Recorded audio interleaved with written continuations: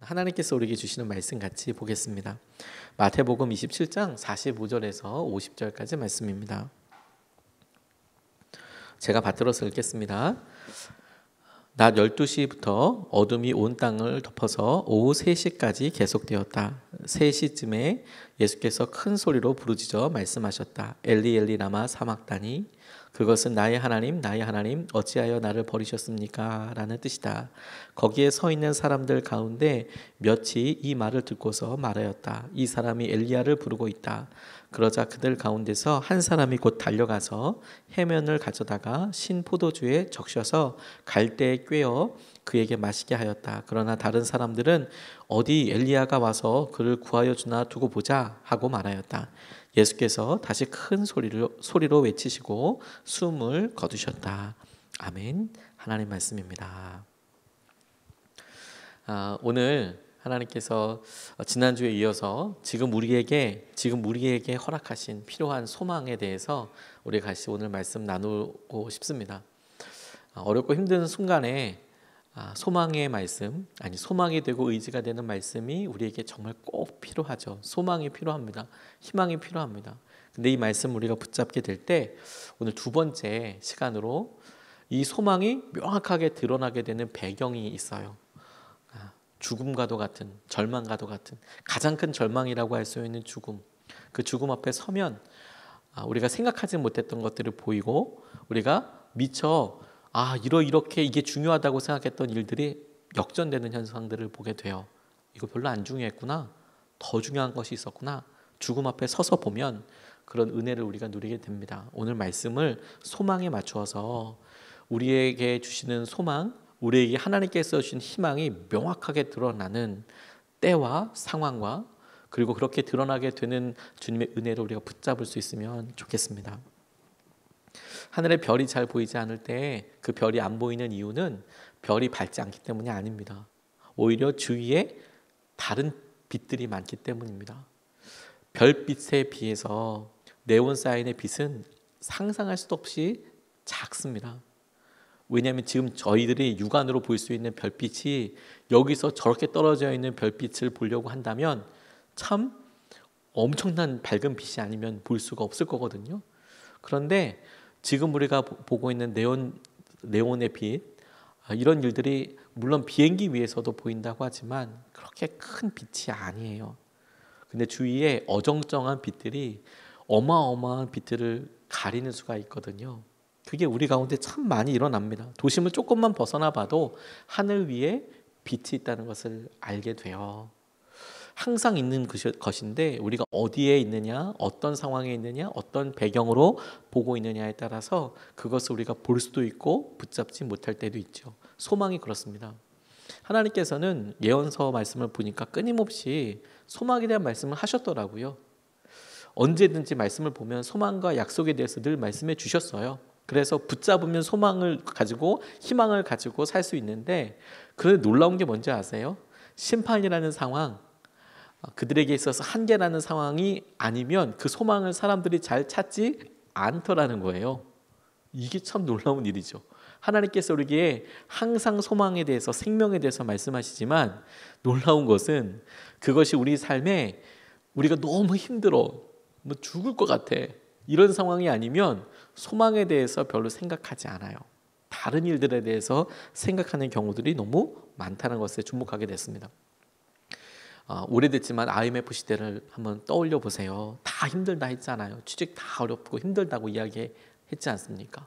근데 그럴 때 우리가 무엇을 의지하고 있는지 명확하게 다 드러났어요. 괜찮다 했지만 우리가 불가항력이라고 밖에 할 수 없는 여러 상황들 가운데 큰 기업이 망하고, 그리고 할 수 없다고 생각하는 여러 제한적인 일들 앞에 있을 때 사람들이 하나님을 찾게 됐어요. 그리고 하나님께 희망을 두었습니다. 이게 다가 아니구나, 이런 것에 대해서 오히려 더 명확하게 드러나게 됐죠. 근데 요즘은 또 다른 상황인 것 같아요. 제가 이 말씀을 준비하면서 코로나와 같은 상황을 만약에 중세 때 경험했으면 어땠을까라는 그런 생각을 하게 됐어요. 중세 때 흑사병 같이 코로나보다도 더 치사율이 높은 흑사병 같은 게 있었거든요. 걸리면 거의 다 죽었습니다. 그래서 유럽 인구의 반이 죽었다라고 이야기할 만큼 무시무시한 병이었거든요. 그러니까 중세 때 만약에 코로나가 있었다면 사람들은 그게 코로나인지도 모르고 뭔지도 모르고 아파하다가 죽었을 거예요. 그렇죠? 그러면 어떤 일이 당연히 일어났을까요? 당연히 하나님을 찾는 일들이 너무너무 많았을 거예요. 왜? 생명은 하나님께 속한 것이니까. 하나님께 속한 것이니까. 희망이 그것밖에 없으니까. 소망이 그것밖에 없으니까. IMF 때 우리가 여러 상황들과 의지할 게 없어서 하나님을 찾게 됐듯이 그렇게 했던 것처럼 그렇게 될 거예요. 그런데 요즘 묘하다고 이야기할 수밖에 없는 것은 뭐냐면 분명히 코로나가 처음에 우리에게 두려움이 되고 모두가 다 조심하자라고 이야기했을 때에 그 의미는, 그 핵심은 죽을 수 있어. 어떻게 할 수 없는 전염병이야. 이것 때문이었거든요. 근데 사람들이 점점 그럼 그 생명을 온전히 붙잡아 주시는 하나님을 찾고 희망을 붙잡는 것이 아니라 오히려 살 수 있는 길이 있대. 과학을 의지해서 살 수 있는 길이 있대. 사람들 안 만나면 된대. 그래서 자기 힘으로 할 수 있는 여러 수단들을 다 하다 보니까 여러 병폐들과 안타까운 일들이 막 이제 점점 발산하는 것 같아요. 오히려 진짜 희망을 보지 못하게 되는 상황인 것 같습니다. 하나님께서 이런 질병과 여러 상황들을 통해서 우리에게 명확하게 보여주시는 것은 희망이 무엇이냐, 소망이 무엇이냐를 보여주시고자 하시는데 사람들은 이제 과학이 발달해서 그것보다도 자신들이 할 수 있는 능력과 그래서 백신을 빨리 구할 수 있고 그리고 병원에 빨리 갈 수 있고 나라별로도 그런 나라가 더 좋다고 생각하는 그런 생각의 틀을 가지고 있는 거예요. 하나님을 의지한다고 생각하지 않고 그러다 보니까 코로나19 문제가 이제 돈의 문제가 됐고요. 능력의 문제가 됐고요. 이제는 관계의 문제가 됐고요. 이제는 어떤 것에 대한 개인의 책임의 문제가 됐어요. 전혀 다른 이유로 하나님을 찾게 될 때까지 사실 많은 길을 돌아서 가게 되죠. 저는 이런 여러 상황들이 요즘과도 같이 그래 믿는 사람들에게서 더더욱 우리가 하나님 아니라 다른 것에서 희망을 찾는 한 두려움은 계속 될 거예요. 하나님께서 우리에게 소망에 대해서 말씀하시면서 지금과도 같이 좋은 순간이 시기가 없을 것 같아요. 너희도 지금 무엇을 잡고 있느냐? 무엇을 의지하고 있느냐? 주님께서 우리에게 명확하게 도전하시고 말씀하시는 일이라고 싶습니다. 그래서 소망에 대해서 이야기하면서 죽음을 같이 이야기하고 싶었고 그래서 오늘 본문 말씀에서도 예수님께서 우리를 위해서 하신 일, 겪으신 상황, 십자가에 대해서 우리가 먼저 바라보고 의지해야겠다고 생각하게 됐습니다. 오늘 45절, 46절 말씀에 보면 낮 12시부터 어둠이 온 땅을 덮어서 오후 3시까지 계속되었다. 3시쯤에 예수께서 큰 소리로 부르짖어 말씀하셨다. 엘리 엘리 라마 사막다니 그것은 나의 하나님 나의 하나님 어찌하여 나를 버리셨습니까? 라는 뜻이다. 그래서 50절까지 쭉 고난에 대하여 이어지고 50절에 돌아가셨다. 죽었다. 이렇게 설명이 나와 있습니다. 주님은 피해가지 않으셨어요. 죽음에 대해서. 오히려 그 일에 대해서 주님이 선택하셨다라고 할 수밖에 없을 만큼 십자가 앞에 당당히 서셨습니다. 그래서 십자가를 지셨어요. 십자가를 지셨다 해서 아픈 척 하신 거 아니고 그 고난도 그대로 다 받으셨어요. 그리고 고통이 얼마나 상세하게 묘사되어 있는지 그 묘사된 것을 통해서 예수님이 그냥 아픈 척 하신 것이 아니라 진짜 아프셨구나. 그리고 여러 사람들이 확인해서 확실히 돌아가셨다라고 성경이 증거하고 있습니다. 이유가 너무 명확합니다. 이 일을 우리 모두가 직면하게 되기 때문이죠. 그리고 이 일을 통하여서 우리에게 어두운 천이 그냥 어두움 가운데 있을 때 정확하게 빛처럼 확 드러나게 되는 상황을 경험하게 돼요. 무슨 말이냐? 주님께 직접 보여주신 거예요. 검은 도화지에 흰색으로 굵게 이렇게 도형을 그리고 문을 그리고 뭔가 필요한 의미들을 그리고 글씨를 쓸 때처럼 명확하게 까만 것일수록 하얀 글씨가 잘 보이는 것처럼 세상 사람들이 가지고 있었던 죄, 그 죄가 사망을 기반으로 하고 있는 것, 죽는 것이 두려워서 죄의 기반이 내가 죽는 게 두려움을 중심으로 하고 있고 그 두려움은 우리가 죽을 수밖에 없다는 것에서부터 힘을 얻어요. 그래서 지금 내가 죽지 않기 위하여 두려워하지 않기 위하여 죄를 짓고 살고 죄 가운데 살아도 괜찮다라고 합리화시키면서 살아가는데 예수님께서 그 죽음을 정면으로 보시고 십자가 앞에 그냥 돌아가신 것을 통하여 사람들 가운데 있었던 죄가 그냥 명확하게 드러나게 됐어요.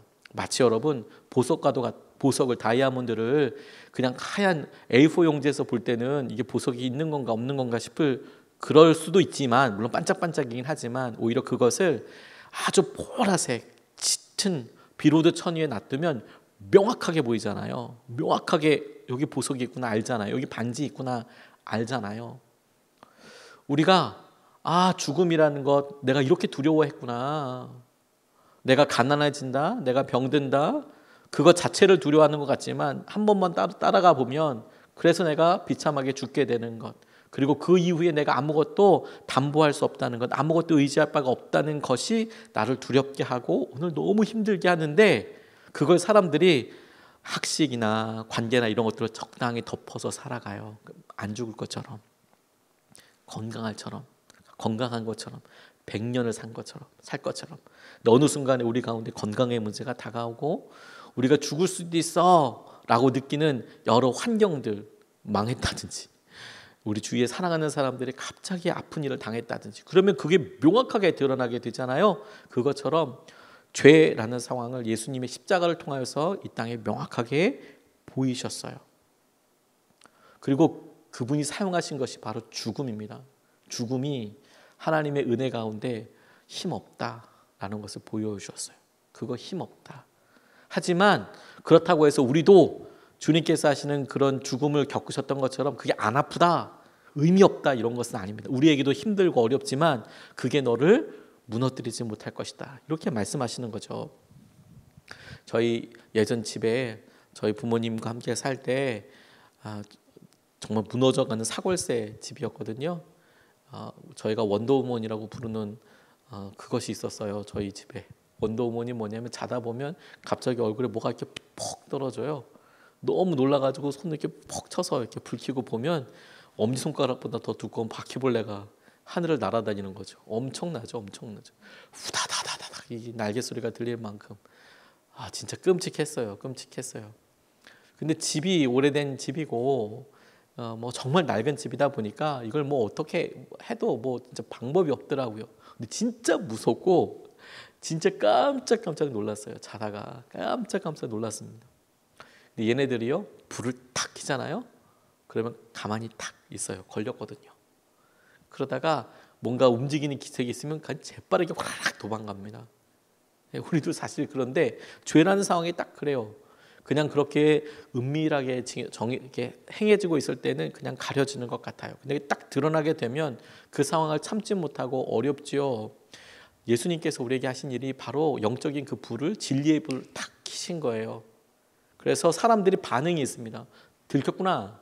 그래서 그 빛을 싫어하고 미워하는 사람들이 나와요.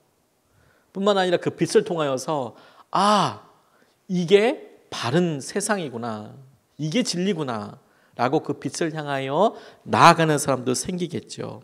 주님께서 우리에게, 예수님께서 죽음을 통해서 우리에게 보여주신 것이 바로 그와 같은 상황입니다. 우리도 다 죽을 수밖에 없어. 그 죽을 수밖에 없는 상황을 통하여 우리가 뭘 의지하고 있는지 딱 드러나게 되는 거죠. 이것이 우리에게도 그대로 일어나게 됩니다. 그리고 우리가 삶에서 느끼는 고난과 어려움들은 이런 죽음, 절망, 우리의 한계를 모습을 바꾸어서 경험하게 되는 거예요. 우리가 결론적으로 어마어마한 한계를 경험하게 될 것은 누구나 다 죽음이라는 마지막 그 상황을 보게 될 테지만, 살면서는 살아있는 동안에는 죽을 것 같은 일들로 인하여서 그런 일들 앞에 마주하게 돼요. 그래서 뭐가 드러나게 되느냐? 우리가 뭘 의지하고 있는지, 우리가 무엇을 붙잡고 있었는지, 그리고 우리가 잡고 있었던 것들이 얼마나 허망한 것인지, 우리가 두려워하는 것들이 얼마나 그냥 무너지기 쉬운 것인지. 예수님께서 십자가를 지시고 우리가 잘못 잡고 있는 것들에 대해서 그것의 무익함과 그것의 무능력함에 대해서 퍽 드러내셨습니다. 그리고 우리에게 말씀하시는 것이죠. 너희는 어떤 삶을 살고 있는지. 어떤 분들은 이렇게 우리가 죽음 앞에 가면 다 아무것도 아닙니다 라고 말씀을 드리면 말에 대해서는 다 동감을 하시는데 마음으로는 잘 느껴지지 않는다고 여기실 수도 있을 것 같아요. 무슨 말이냐? 우린 다 죽습니다. 뭐 그거에 대해서 반대할 사람이 누가 있겠어요. 그런데 본인이 그렇게 죽는 것에 대해서는 아직까지는 잘 실감이 안 나는 경우들이 많죠. 오히려 주위에 정말 아파하시는 부모님이나 형제 자매들이 있으면 그런 거에 대해서 우리가 얼마나 연약한가 간절히 기도하면서 더 잘 알게 되기도 하지만, 많은 분들이 그런 분들이 옆에 있어도 그게 내 문제야 이렇게 생각하지는 잘 못하세요. 그래서 고난과 어려움이 우리에게 찾아와서 이런 일들은 언뜻 있게 합니다. 우리에게 죽음이라는 상황이 필요한 것은, 한계가 필요하다고 하나님께서 말씀하시는 것은 우리가 정말 무엇을 붙잡아야 되는지를 알게 하시기 위함이에요. 그래서요, 주님께서는 거기서 우리를 버려두지 않으시고 그 죽음을 그대로 통과하게 하세요. 피하는 방법을 알려주시는 게 아닙니다. 그 죽음을 통과하는 방법을 알려주세요. 그리고 죽음을 통과하는 방법이 되셨어요. 예수님을 믿으면 안 죽는 게 아닙니다. 물론 주님 오시면 우리가 영원히 산다고 했지만, 그 의미는 주님께서 마지막 때에 이루어지게 될 일을 말씀하신 것이고, 예수 그리스도를 믿는다고 해서 죽음과 죽음 앞에 경험하게 될 여러 일들이 없어지는 것은 아닐 거예요. 우리가 일상적으로 경험하게 될 때, 물론 지금 오신다면 그 죽음을 경험하진 않겠지만요. 그러면 그 일을 어떻게 우리가 예수 그리스도를 붙잡고 의지할 수 있을까? 그리고 그게 소망이 될 수 있을까? 우리가 세례를 통해서 이미 주님과의 죽음에 대하여, 그리고 주님과 연합을 이뤘다는 것을 우리가 알고 있어요. 로마서 6장 3절 4절 말씀에 보면 이렇게 나와 있습니다. 세례를 받아 그리스도 예수와 하나가 된 우리는 모두 세례를 받을 때에 그와 함께 죽었다는 것을 여러분은 알지 못합니까? 그러므로 우리는 세례를 통하여 그의 죽으심과 연합함으로써 그와 함께 묻혔던 것입니다. 그것은 그리스도께서 아버지의 영광으로 말미암아 죽은 사람들 가운데서 살아나신 것과 같이 우리도 또한 새 생명 안에서 살아가기 위함입니다. 이렇게 설명하고 계십니다.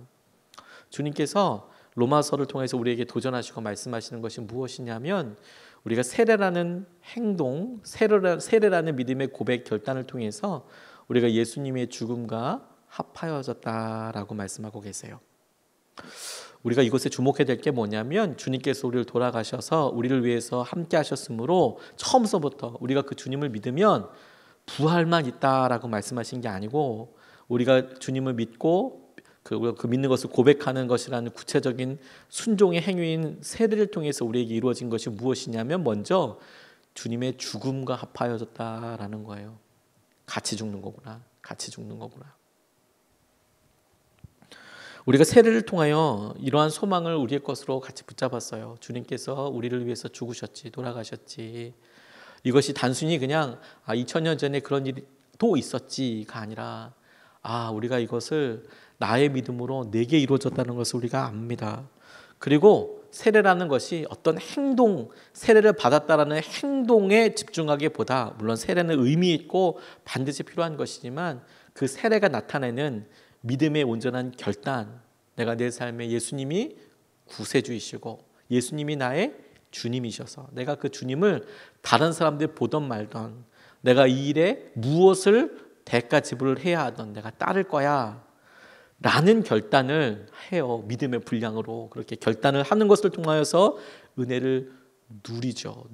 그래서 우리에게 주시는 것이, 그것이 죽을 만큼 힘들 수도 있고, 어떤 사람에게는 그게 너무 고통스럽게 여겨지는 과정일 수 있어도, 그런 죽음과 연합하게 하셔서 그 길을 가게 하신 이후에 그것으로 끝나지 않고 우리에게 당신께서 누리셨던 그 다음을 인도해 주시는 거예요. 6장 8절 말씀에 이렇게 나와 있습니다. 우리가 그리스도와 함께 죽었으면 그와 함께 우리도 또한 살아날 것임을 믿습니다. 죽었으면 살아날 것을 믿습니다. 저 성도님들과 함께 기도하고 날마다 살려달라고 그렇게 기도하면서 그냥 제 마음속에 어떤 한 분 이렇게 떠올린 게 아니라, 제가 저 스스로를 위해서 기도할 때 하나님 살려주십시오 이런 기도 많이 하거든요. 근데 우리 삶에 의외로 하나님께서 살려주신 경험이 많이 없는 이유가 있겠더라고요. 너무 단순하게 있겠더라고요. 왜 그런지 아세요? 죽은 적이 없기 때문에 그래요. 죽어본 적이 없기 때문에. 죽을 것 같다 그러면서 안 죽기 때문에. 그래서 하나님께서 살려주실 이유도 별로 없어요. 정말 하나님께서 우리에게 말씀하실 때에 부활을 말씀하신 그 부활은 죽음 없는 부활이 아닙니다. 우리에게 고난이 되고 아픔이 있고 힘든 일들이 있어도 주님께서 우리에게 약속하시는 것은 그것이 끝이 아니라는 겁니다. 그것은 하나님께서 우리에게 예배하신 놀라운 그 다음 스텝, 다음 열매, 다음 과정을 위해서 꼭 필요한, 그래서 죽어버렸기 때문에, 죽음으로 처리됐기 때문에 우리가 상상할 수 없고 우리가 뭔가 해볼 수 없었던 그 너머를 하나님께서 이루실 거야 라고 믿어지게 하시는 약속이에요. 그게 우리에게 소망이 되는 것이죠. 왜? 죽어서 끝나는 게 아니니까. 죽어서 끝나버리는 게 아니니까. 라이언 화이트라는 아이가 있었어요. 오래된 일이지만 13살 때 수혈을 잘못 받았습니다. 당시만 해도 에이즈 관련된 약이 별로 없을 때예요. 요즘은 에이즈 관련된 약도 개발이 돼서 먹기도 하고 그런다 하더라고요. 그러면 증세가 나빠지지 않도록 그 증세를 붙잡고 있는데요. 저도 그 얘기를 에이즈 환자한테서 듣게 됐습니다. 한 번은 이렇게 교회에서 기도 준비하고 있는데 저한테 와서 기도 부탁을 요청하는 남자분이 계셔서 얘기 부탁하시라고, 같은 남자분이니까 얘기하시라고. 그런데 둘만 있는 곳에서 굳이 하고 싶다고 얘기하셔서 뭐 그것도 뭐 둘만 있어도 같은 남자분이니까 오케이, 그래서 사무실로 모시고 갔어요. 그래서 이야기를 들어보고 뭐 한참 나눴는데 이분이 어렵게 이야기했던 게 뭐냐면 자기가 지금 막 서울대학병원에서 에이즈 확진 판정을 받고 왔다는 거예요. 코로나 확진이 아니라 에이즈 확진 판정을 받고 왔다는 거예요. 저 그분이랑 악수도 하고 차도 드리고 그랬는데, 하지만 우리가 의학적으로 피가 이렇게 직접 통하지 않는 한 그렇게 전염되지는 않습니다. 물론 그분이 피를 막 일부러 이렇게 묻혀놓고 이러지 않았으면 그럴 일은 없겠죠. 그렇죠? 그 얘기를 미리 하셨으면 또 달았겠지만 이제 진짜 아주 은밀한 곳으로 제 사무실에 이렇게 둘만 차 마실 수 있는 그런 곳에 사역자도 마침 없었어요. 남자분이니까 별 의심 없이 그냥 같이 이렇게 있는데 갑자기 이분 본인이 에이즈라고 말씀하시는 거예요. 지금 바로 얼마 전에 에이즈 확진 판결가 왔다고. 그러면서 답답하니까 여러 이야기를 나누시고 기도 제목을 이야기하시더라고요. 우리 자기 아내가 우리 아이들이 에이즈 옮지 않았으면 좋겠다, 옮지 않았었기를 바란다, 이제 이런 기도 제목을 이야기하더라고요. 기도해도 주님께서 분명히 들어주시겠지만 이미 뭐 옮기고 옮겼다, 뭐 옮겨졌다, 이건 사실 여러 과정들이 있었을 테니까 지금 기도해서 어떤 그 결과 자체를 어떻게 바꾸거나 이런 건 좀 아닌 것 같기도 하지만 기도 부탁을 하니까 이제 기도해 드렸어요. 와, 안수기도 하는데 제가 이렇게 손 얹고 기도하는데 저 정말 떨리더라고요. 또 이런 얘기 한번 나눴더니 또 저희 성도님들이 안수할 때마다 저 손이 에이즈 환자 기도한 손이래 그러면서 또 이제 안 봐도 이렇게 얘기하시므로 해서 이미 여러분 다 안수 다 받으셨고요. 벌써 엄청 오래된 일이에요. 예. 그 진짜 안수하는데 저 되게 두렵더라고요. 근데 그분이 너무 두려워하는 걸 봤어요. 자기가 생활이 너무 바르지 못했다. 그러면 남아프리카 공항에서 사시는 분이었는데요. 몸이 안 좋아서 한국에 들어와셔서 아프리카 병원 못 믿겠다. 그래서 서울대학병원 와서 직접 검사한 거고 시간 보내서 와서 그렇게 된 거거든요. 근데 그분이 정말 다급하게 얘기하셨어요. 자기 가족들에 대해서. 한계 상황을 만나게 되니까 자기가 할 수 없는 일들 만나게 되니까 그 전에 본인이 방탕하고 돈으로 할 수 있는 일 가지고 살 때는 생각하지 못했던 일들을 이렇게 퍽 경험하게 되더라고요. 물론 믿음 약한 저도 그 일을 통해서 주님 저 살려주십시오. 참 부끄럽지만 저 손 몇 번 씻었는지 몰라요. 몇 번 소독했는지 몰라요. 하나님 이거 좀 많이 닦고 하나님 저 살려주세요. 이렇게 했는지 몰라요. 진짜 부끄럽죠. 근데 수준이 그만큼밖에 제가 안 됐습니다. 그런데 이 라이언 화이트라는 이 아이도 13살에 얘는 수혈을 잘못 받아서 에이즈 감염이 됐어요. 얼마나 기가 막혀요.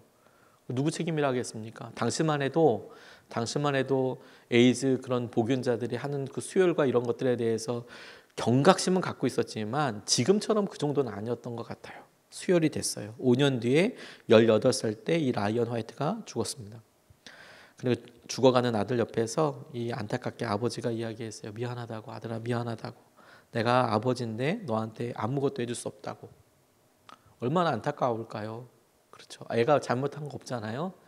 아팠는데 나아보려고 수혈 받았는데 그 수혈이 오히려 더 아픈 병에 걸리게 했으니 참 아버지로서 진짜 할 말도 없잖아요. 그런데 아무것도 해줄 수 없어서 좌절하는데 그때 이 라이언 화이트가 이렇게 얘기했대요. 아버지 그런 말씀하지 마시라고.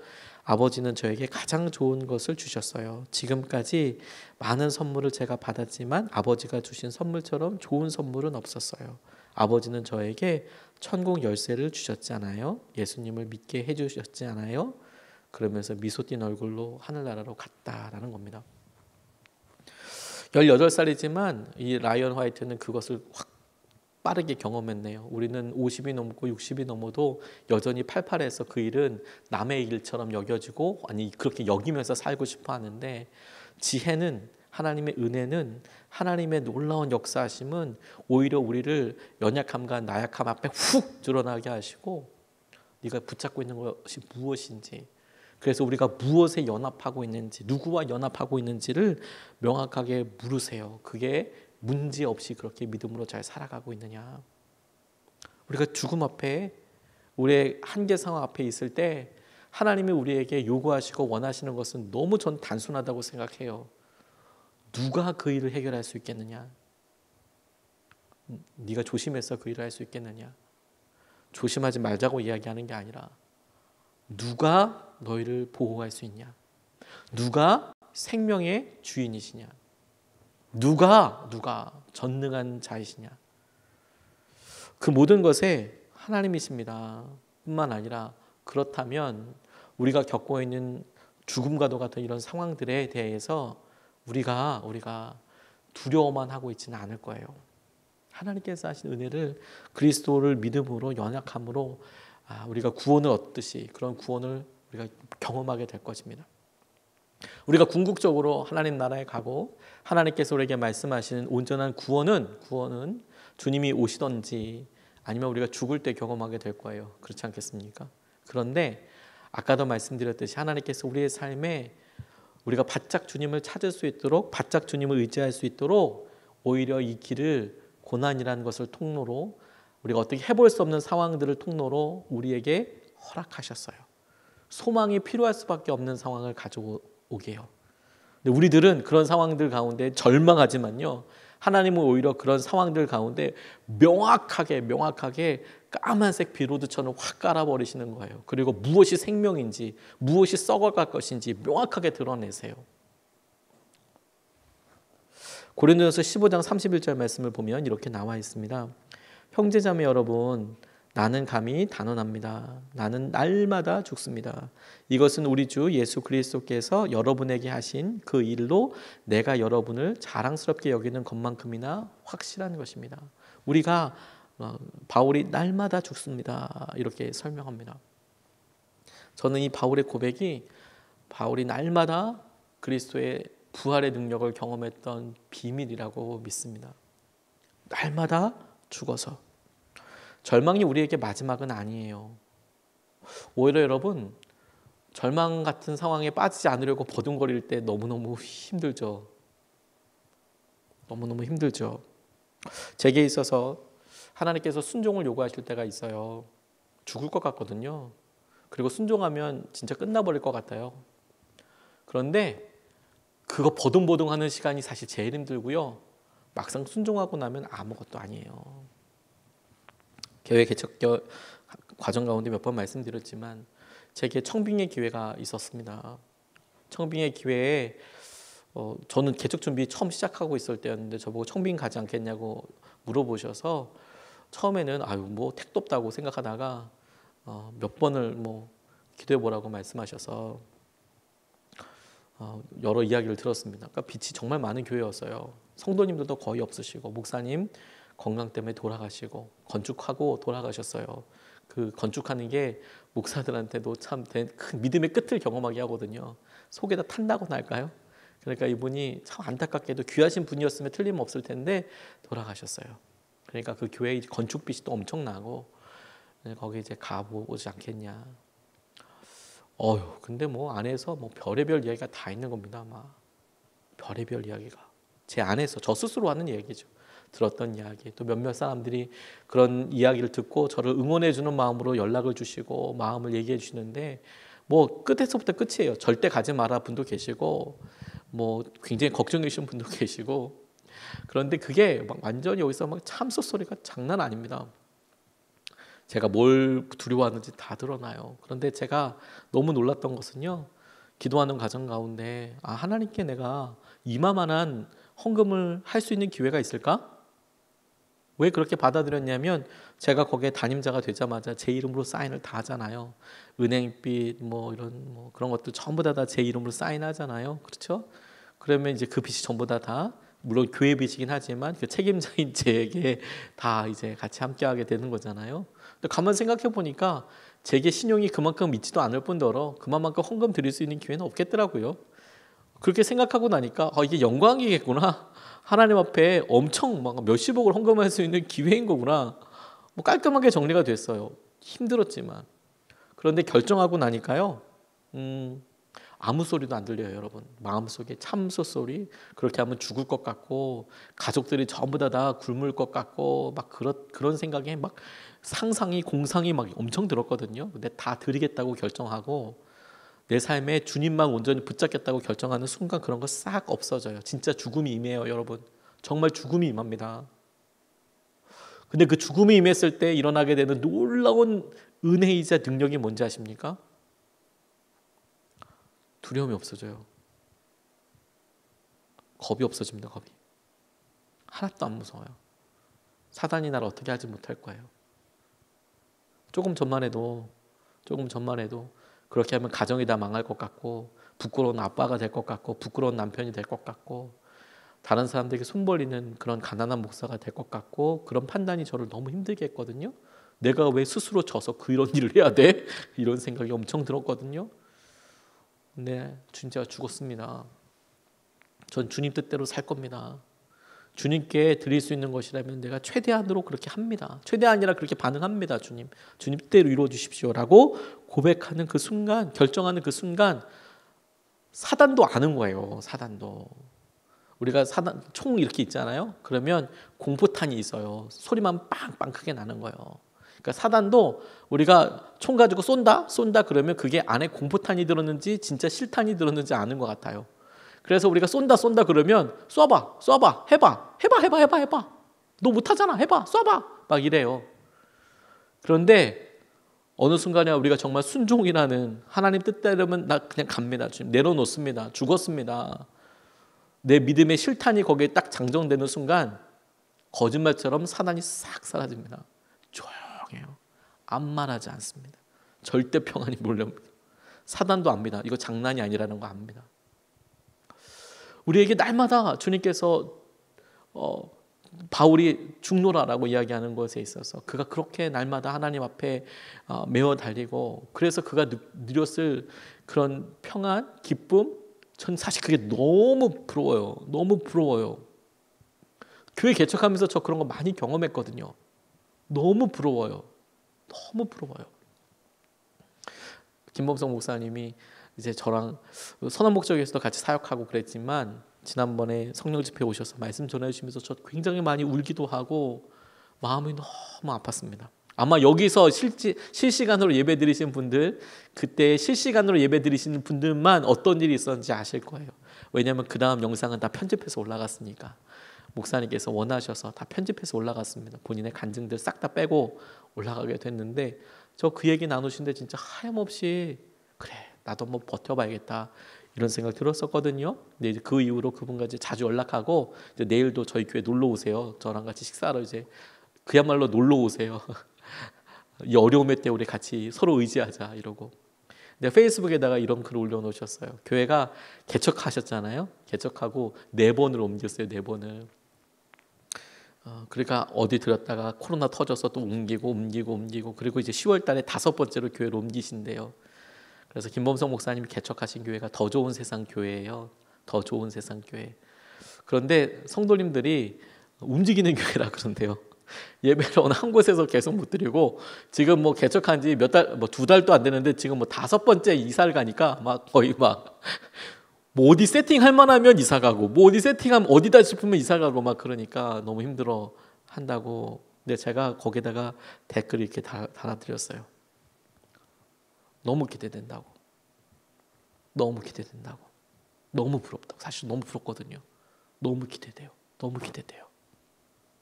하나님께서 저 교회 개척할 때 교회를 100개도 1000개도 더 짓게 하셨어요. 무슨 말이냐면 제 머릿속에서 여기에 이렇게 교회가 하면 이러나 좋겠네요. 이런 걸 갖다가 막 계획하고 다 무너뜨리고. 근데 참 곤란하기도 했지만 행복하기도 했어요. 여기까지 이렇게 오게 되면서 행복하기도 했어요. 저 사실 믿음 생활하면서 담임하면서 제일 두려운 게 뭐냐면 그 감각을 놓쳐버릴까 봐 그래요. 사실 제가 운영위원분도 조금 곤란하게 만들 때도 있는 것 같아요. 왜냐하면 저 순종하자 그때 다 쏟아버리자 막 이런 느낌이거든요.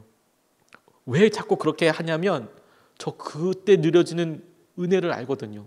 하나님께서 바로 밑에서 팍 붙잡아 주시는 걸 알거든요. 그게 얼마나 놀라운 능력인지. 죽을 것 같지만 죽지 않아요. 근데 날마다 죽노라 라고 이야기할 때 우리의 죽음은 주님께서 그렇게 어려움 가운데 빠져서 가라가 아니라 우리가 우리 삶의 능력을 경험할 수 있는 유일한 방법이라고 말씀하시는 거예요. 방법이라고.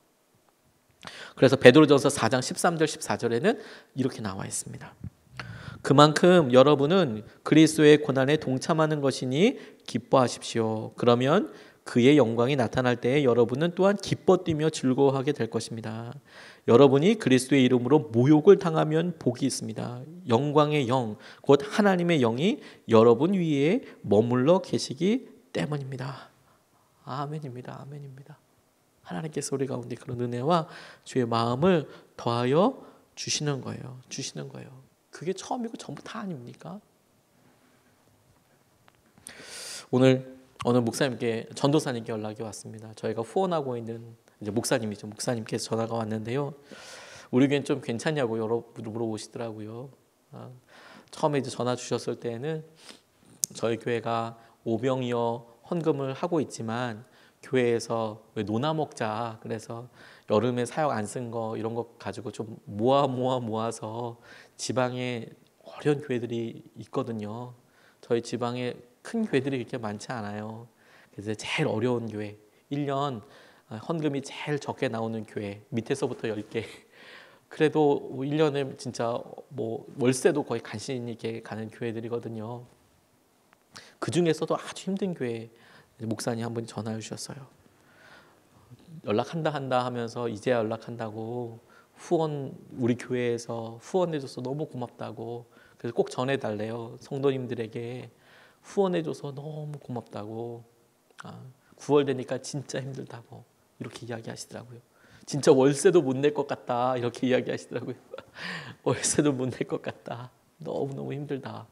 그런데 우리 교회에서 이렇게 후원해주고 그런 것들 때문에 너무 고맙다. 지난달서부터 고맙다고 연락해야지 생각은 갖고 있었는데 용기 내서 이제 전화하셨다 하더라고요. 뭐 평소 때 막 전화하고 이렇게 지내지는 않으니까요. 전화를 어렵게 하셨던 것 같더라고요. 그러면서 넌지시 물어보세요. 예수님의 사람들 교회는 괜찮냐? 그러면서 본인들 교회 사실 우리 개척교회이긴 하지만 다른 사람들 손 벌리지 않고 어떻게든 우리 교회에서 하려고 노력을 해왔고 그래서 월세 어떻게든 그래서 여자 목사님이세요. 남편 되시는 분이 사부님이 열심히 월급으로 월세 내시고 막 그렇게 열심히 하시는데 성도님들 조금씩 헌금하셔서 이렇게 하시는데 그런데 딱 이거 2차 딱 터지고 나니까 3분의 1로 줄었다 하시더라고요. 그나마 없는 성도님들이 3분의 1로 딱 줄더래요. 그러니까 진짜 힘들다 이렇게 이야기하시더라고요. 우리 교회는 좀 괜찮냐고 물어보셔서 제가 저희 교회도 뭐 비대면 예배 때 모이는 숫자로만 치면 참 난감하죠. 이렇게 그 목사님께 말씀드렸어요. 모이는 숫자로만 생각을 하면 참 우리는 3분의 1이 아니라 뭐 몇 분의 1이라고 얘기해야 되나요? 그렇죠. 참 엄청나죠. 네. 아마 교회가 클수록 그 퍼센트는 더 대단할 거예요. 그렇죠? 교회가 클수록 뭐 비대면 예배 딱 드리고 나면 뭐 거의 엄청나죠. 그래서 느끼게 되는 영적인 프레셔도 뭐 엄청나죠. 그런 이야기를 이제 뭐 이렇게 나눴어요. 괜찮냐 말씀하셔서 뭐 괜찮겠어요, 목사님? 어렵죠. 우리 교회도 어렵고 우리 교회도 힘들고 어려운 것들 경험하겠죠, 목사님. 근데 그거 중요하지 않고 저희가 그 헌금을 하게 된 이유를 말씀드렸어요. 그래서 헌금이 뭐 얼마큼 기대하고 안 들어오기도 하겠지만 가만 보니까 안 쓰는 것도 있더라. 밥 안 먹고 우리 밥 안 먹잖아요. 밥 안 먹고 그 다음에 우리 여름 행사 다 취소했잖아요. 그거 다 남았고 그거 모으고 앞으로 먹을 거까지 다 모아 보니까 얼만큼은 모을 수 있겠더라. 그거 딱 남겨서 내년에 우리 어려우니까 그거 딱 모아서 내년에 어려울 때 써요. 그렇게 생각하면 그게 딱 망할 일이에요. 그게 딱 망할 일이에요. 자, 저는 그렇게 생각해요. 그건 지혜로운 게 아니라 그건 딱 주님께서 축복해 주려고 할 때 진짜 축복의 은혜의 소낙비가 내려도 우산 쓰고 있는 행동이에요. 그게 바로. 그래서 그거 딱 모아서 그거 좀 나누려고 나눈 거예요. 그때 너무 감사하시더라고요. 아, 그거 나눈 거야. 들어오지 않아도 나가는 것도 없잖아요. 나가는 거 없으니 그거 모아서 우리 같이 논아 먹으면 좋을 것 같아요. 근데 그런 이야기를 그냥 쭉 나누면서 저한테도 이제 감사가 있더라고요. 저 요즘 성도님들 헌금들 어렵게 헌금하시는 거 보고 정말 감동 많이 입었습니다. 근데 저 놀라운 거 여러분들, 저희가 헌금 얼마 했다고 주보에 절대로 실지 않는데 교만해질까 봐. 그런데 오병이 헌금은 매주마다 올리는 거 아세요? 총액도 올리는 거 아세요? 저희 헌금한 지 얼마 안 됐는데 정말 총액이 많이 늘었더라고요.